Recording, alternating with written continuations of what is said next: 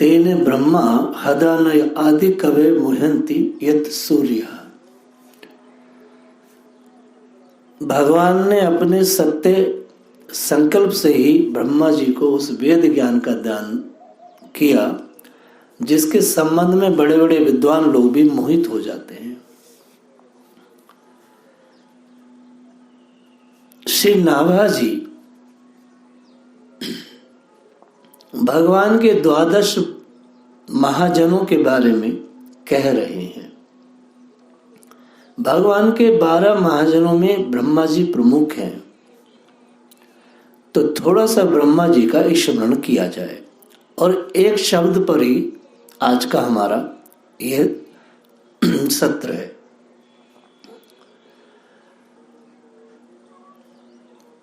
भगवान ब्रह्मा ने नारद जी से कहा श्रीमद् भागवत में,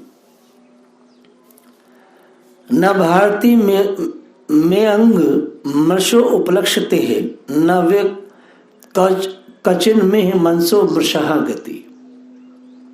और दूसरा जो सूत्र है वो है मनसो मृषा गति और हदोत कंठ यवता धृतो हरि। ये 2 चीज हैं। तो इन 2 चीजों पे हम लोग थोड़ी बात करेंगे।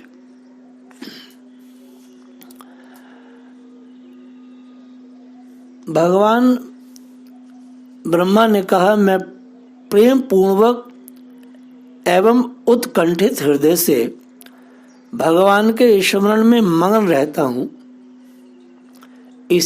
इसी के कारण नारद मेरी वाणी कभी असत्य नहीं होती, मेरा मन कभी असत्य संकल्प नहीं करता और मेरी इंद्रियां भी कभी मर्यादा का उल्लंघन नहीं करती, अर्थात वह कभी भी कुमार्ग पर नहीं जाती। सच पूछो तो यही भागवत धर्म का सार है। भगवान की शरणागति महिमा पर प्रकाश डालते हुए ब्रह्मा जी ने यह बात कही। इस पर हम बात करते हैं। निश्चित ये बात पक्की है कि चाहे ब्रह्मा हो या शिव हो या कोई हो या हम और आप हो, हम चाहे कितने भी तत्वज्ञानी हो, सठ दर्शन शास्त्र मर्मज्ञ हो, यज्ञ हो, जैसे ही बुद्धि भगवान को छोड़ती है, बुद्धि ने भगवान को छोड़ा नहीं, हृदय से भगवान निकले नहीं, चाहे कितना भी कोई बड़ा महाजन हो या कितना कोई हो संसार में, उस तुरंत ही उसका फॉल डाउन हो जाता है। ब्रह्मा जी ने कहा कि मेरी बुद्धि कभी भगवान को नहीं छोड़ती, मेरे चित्त से कभी भगवान नहीं हटते, मेरी एक एक इंद्री में भगवान की ही वास है, इसलिए मैं सत्य संकल्प रहता हूं और मेरा सारे संकल्प पूरे होते हैं। मानो ब्रह्मा जी ये बता रहे हैं, पहले महाजन है वो। हम इस प्रकार 12 महाजनों की बात करेंगे। महाजन का मतलब बनिया भी होता है, और बनिया का अर्थ है मार्कंडेय पुराण में बताया गया बनिया, अर्थात कुछ बनो, कुछ बनिए। बनिए मतलब कुछ बनिए भाई, कुछ थोड़ा बनो। क्या बनो? भगवान के भक्त बनो। तो इस श्लोक में है तो बहुत सारी चीजें, जो मगर प्रमुख चीजें वो यही है। वह कह रहे हैं कि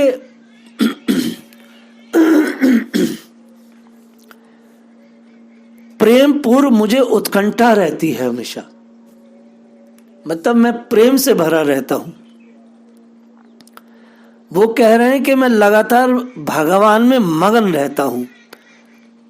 अच्छा, प्रेम से भरे रहते हैं, भगवान में मगन रहते हैं। अच्छा, और क्या करते हैं पिताजी? बोले तीसरी बात है कि मेरी जो इंद्रियां हैं वह कभी मर्यादा का उल्लंघन नहीं करती हैं। अच्छा, ये बात है पिताजी कि हाँ, ये 3 चीजें कही उन्होंने। कह रहे मेरी कोई इंद्री भी भगवान के द्वारा बनाई हुई मर्यादा जो है उसका उल्लंघन नहीं करती। इंद्रियां उल्लंघन नहीं करती हैं, मैं मगन रहता हूं, उत्कंठा बनी रहती है प्रेम में भगवान के प्रति, इसलिए मैं कुछ भी गड़बड़ नहीं करता। और हम देखते हैं कि कई बार ब्रह्मा जी से गलती हो जाती है। ब्रह्मा जी ने ये चीज बताई, अपने लिए नहीं बताई, जीव मात्र के लिए बताई है, उसमें वो खुद भी शामिल है। मैं इसलिए गलती नहीं करता, मेरी इंद्रियां इसलिए मर्यादित रहती हैं, मेरे सारे संकल्प इसलिए पूरे होते हैं कि मैं भगवान से भरा हूं। तो हम देखते हैं कई बार ब्रह्मा जी से गलती होती है। तो जब ब्रह्मा जी से गलती होती तब क्या होगा? तो कैसे हुआ, उनसे गलती क्यों हो गई? क्योंकि जैसे ही उनकी बुद्धि भगवान से हटती है, जैसे ही उनकी उत्कंठा में कुछ कमी आती है, तो तुरंत ही उनसे गलती होने लगती है। और चूंकि लगातार शरणागति भगवान के प्रति है, और चूंकि करोड़ों करोड़ों कल्पों का उनका अभ्यास है भगवान के प्रति, तो उस अभ्यास के कारण वो ज्यादा देर पाप पूर्ण कृत्य में नहीं ठहर पाते, और तुरंत ही उनकी एकदम गति जो उनकी गति है सुमति में बदल जाती है। गति एक सामान्य शब्द है, दुर्गति, गति और सुमति। तो गति जरा सी मध्यम हुई, भगवान की तरफ जाने से एकदम से सुगति में बदल जाती है। तो कोई भी चीज ब्रह्मचर्य हो, या तो आंखों का संयम हो, कानों का हो, पैरों का हो, हाथों का हो, जनेंद्री का हो, कुछ भी हो, जितने भी संसार के सद्गुण हैं, जितने भी बढ़िया बढ़िया गुण हैं, सुप्रीम गुण हैं, वह गुण हमारे शरीर में विंदा जभी तक शामिल हैं या स्थायी हैं, जब तक कि हम भगवान से जुड़े हुए हैं या हम भगवान को पकड़े हुए हैं, हमारी बुद्धि भगवान को पकड़े हुए है। आप कितना भी अच्छा एयर कंडीशन या फैन लगा लीजिए, अगर उसमें बिजली आ रही है तो वो काम करेगा। वैसे ही शरीर में जितने भी गुण हैं, अगर ये गुण इन गुणों के प्रकाशक कौन है, नियामक कौन है? भगवान है। तो गुणों के प्रकाशक और नियामक भगवान है, इसलिए वह सारे के सारे गुण जो ब्रह्मा जी के पास स्थायी रूप से रहते हैं, वो इसलिए रहते हैं कि लगातार उत्कंठा बनी रहती है, इंद्रियों का संयम है, एक एक इंद्रिय मर्यादा में है, और वह लगातार भगवान के विषय में सोचते रहते हैं। इसके कारण हम में से हर वो व्यक्ति, कोई नेता हो, अभिनेता हो, राजनेता हो या सामान्य साधु हो, कोई व्यक्ति हो, अगर उसने जितने अनुपात में उसने भगवान को पकड़ रखा है, उतने ही अनुपात में इंद्रियां भी उसकी मर्यादित है। आपकी जरा सी भी अगर मर्यादा छूट रही है, आपने जैसे भगवान को इधर उधर किया, तो वैसे फिर आपका भी सब गड़बड़ हो गया। तो आदमी का अपना निज बल नहीं है, सारा बल भगवान का है। इसलिए कहा गया है, सांख्य योग में भगवान कपिल कह रहे हैं कि अगर आप माँ एक तरफ को चली जाएंगी, आपने बहुत सत्संग किया, पिताजी का संग किया, खूब आपने व्रत नियम तप किए। ये लोग जरा जरा सा पानी पी के कंदमूल खा के रहते थे। 14-14 साल कंदर्प देवहूति ने भजन कीर्तन किया, तप किया, उसके बाद भी फिर नीचे हो गए। तो इसलिए भगवान श्री कपिल ने अपनी माँ देवहूति को एक बहुत ही बैलेंसिंग लाइफ जीने का एक उपक्रम दिया, सांख्य योग, कि माँ इससे क्या है कि एक एक इंद्री में बैठा हुआ जो पाप है वो सब निकल जाएगा और आप फिर कभी उधर नीचे जाएंगे नहीं। इसलिए संसार के हर व्यक्ति ने योग को बड़ा महत्व दिया है। ये योग नहीं जो काणा बाबा देता है, योग जो भगवान कपिल ने दिया है, भक्ति योग। तो भगवान ब्रह्मा कह रहे हैं कि नारद, इसलिए मेरे सारे संकल्प पूरे हो जाते हैं, क्योंकि तावद भयम द्रवण गेहम शून्य मितम शोकः स्पृहा परिभवो विप्लस्य लोभः। जब तक पुरुष आपके अभिप्रद चरणारविंदों को आश्रय नहीं लेता, तभी तक उसे धन, घर, बंधुओं के कारण प्राप्त होने वाले भय, शोक, ललसा, दीनता, अत्यंत लोभ आदि सताते हैं, और तभी तक उसे मेरेपन का दुराग्रह रहता है, जो दुख का एकमात्र कारण है। भगवान ब्रह्मा ये बात कह रहे हैं। नारद जैसे ही शोक आता है, भय आता है, ललसा आती है, दीनता आता है, लोभ आता है, ये जैसी चीजें सताती हैं, ये सताती क्यों है? ये सताती इसलिए है कि भगवान के चरण जो भगवान के जो चरण बिंद हैं, उनका आश्रय बुद्धि और मन जैसे त्यागता है, बस वैसी ये सारी चीजें घेर लेती है। हाँ या ना? ब्रह्मा जी को सताया और ब्रह्मा जी को देखो मोह, भगवान ब्रह्मा स्वयं ये कह रहे हैं कि जैसे ही मैं उन चीजों, मतलब भगवान को मैंने छोड़ा नहीं और ये सारे शत्रु मुझे टक टक करके घेर लेते, बछड़े चुरा के ले गए, ऐसे ऐसे कौतुक करते हैं। तो जब ब्रह्मा जैसे ताकतवर व्यक्ति की यह स्थिति है, तो हमारे जैसे छदम लोगों की तो क्या स्थिति होगी। इसलिए येन केन पढ़ के दैन्यता के साथ भगवान को पकड़ा ही जाना चाहिए। ब्रह्मा जी का यही आशय है इस बात को कहने का।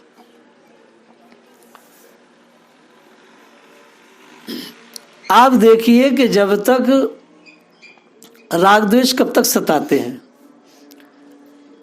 घर के लोग कब तक कैद कर सकते हैं, बंधु बांधव कब तक बांध सकते हैं, कब तक हम मोह में पड़े रह सकते हैं, कब तक हमारी बेड़ियां पड़ी रह सकती हैं, जब तक कि हम भगवान को पकड़ ना लें। अगर भगवान को पकड़ा नहीं तो ना तो घर वाले कुछ कर पाते, ना पति, ना पत्नी, ना बच्चे, ना बेटी, ना पुत्र।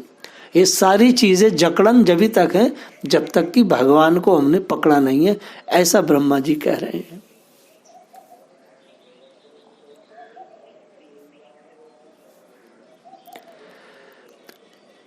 जिंदगी जीने का सबसे बढ़िया जो स्वरूप है वो क्या है? जो व्यक्ति भी अच्छा जीवन जीना चाहता है वह क्षण क्षण भगवान के प्रति उत्सुकता और क्षण क्षण उनकी कृपा का भली भांति अनुभव करता रहे। कोई दुख हो सुख हो वो लगातार भगवान की कृपा को ही माने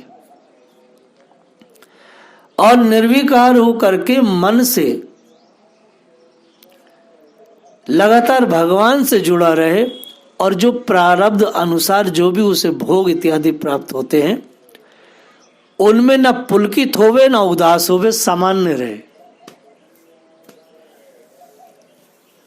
तो ब्रह्मा जी कहते हैं फिर आराम से उसका जीवन कट सकता है और भगवान फिर कभी त्यागते नहीं।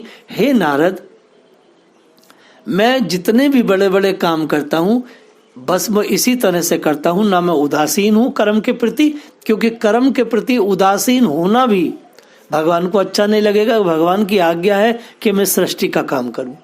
देखिए, आपको कोई कर्म मिला है, आपको कोई सब्जेक्ट मिला, जैसे मैंने कहा जाओ भोजन बनाओ, तो आप भोजन बना रहे, उदासीन हो गए, क्या करना भोजन बना के, गुरुजी खाएंगे, क्या मतलब है, अरे कच्ची सब्जी ही खा लेते। तो ये उदासीनता आपकी अपराध में बदल जाएगी ना।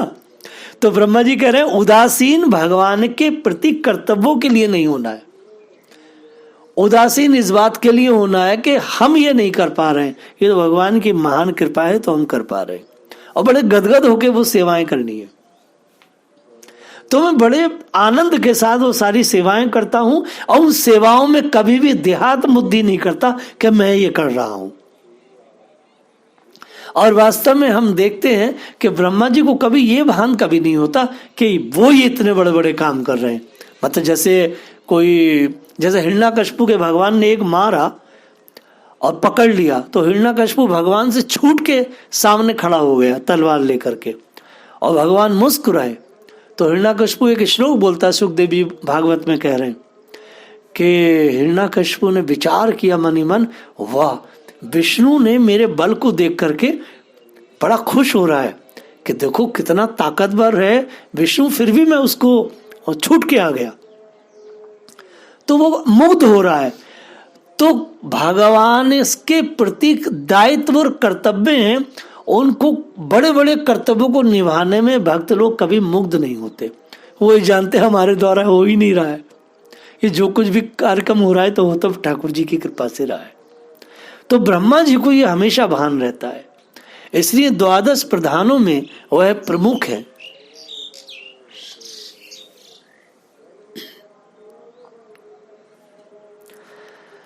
वास्तव में ब्रह्मा जी बड़े विशेष हैं। ब्रह्मा जी के पिता भगवान विष्णु हैं, और चूंकि भगवान विष्णु ब्रह्मा जी के पिता हैं, तो पिता की सारी संपत्ति पर, पिता की सारी संपत्ति पर पुत्र का अधिकार होता है, और जो ज्येष्ठ पुत्र होता है उस पर उसका पहले होता है, क्योंकि ज्येष्ठ पुत्र जो होता है वो धर्म पुत्र होता है। ठीक है, इसलिए ब्रह्मा जी के पास वह सारी सामर्थ्य, औदार्य और सदाचार सब चीजें हैं जो हमारे ठाकुर जी के पास है। ब्रह्मा जी कितने नर्म हैं, कितने विनम्र हैं, कितने सहिष्णु हैं, हमेशा विनम्रता में रहते हैं। और ब्रह्मा जी के 100 वर्षों की आयु में लाखों कल्प बीत जाते हैं। भगवान लाखों बार जन्म ले लेते हैं। भगवान उनके सामने कितने जन्म लेते हैं, और वो कितने बड़े ज्ञानी हैं।